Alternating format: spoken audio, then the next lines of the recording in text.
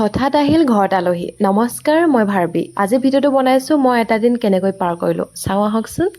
ৰাতিপুৱাই শুই উঠি প্ৰথমতে মই নিজৰ বিচনাখন ধুনীয়াকৈ চিজিল কৰি ল'লোঁ। তাৰপাছত ব্ৰাছ কৰি পেলাই মুখখন মোহাৰি পেলাই ঘৰ সৰাত লাগি গ'লোঁ। ধুনীয়াকৈ ঘৰটো সাৰি মেলি গৰম পানী অকণমান খাই লৈছোঁ দেই এতিয়া।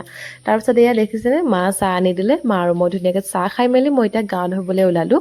গা ধুই আহিয়ে লগে ভাতকেইটা খাই লৈছোঁ। ভাতকেইটা খাই থাকোঁতে দেখিলোঁ যে পাৰ্চেল এটা আহিলে।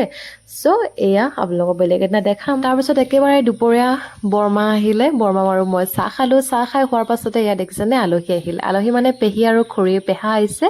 এইফালে ধুনীয়াকৈ মাংস চব্জি বনালোঁ খুৰী আৰু মই। তাৰপিছত আলহীক খাই মেলি আৰু ঘৰলৈ বুলি গ'লগৈ। দেখিছেনে, মই ধুনীয়াকৈ আঁকি পেলাই ৱালত লগাইছোঁ। এনেকৈ দেখিবলৈ কেনেকুৱা লাগিছে কমেণ্ট কৰি নিশ্চয় জনাব আপোনালোকে।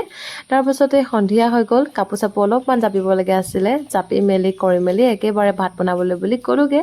আৰু এয়া ভাত ৰেডি হৈ গ'ল বনাই মেলি। তাৰপাছত এয়া ধুনীয়াকৈ বাঢ়িলোঁ গোটেইকেইটাৰ কাৰণে। মই লগত ভোট জলকীয়া তেল অকণমানো লৈ লৈছোঁ। আৰু এতিয়া শুবলৈ বুলি আহিলোঁ। ভিডিঅ'টো যদি চাই ভাল পালে লাইক এটা কৰি দিব। বাই।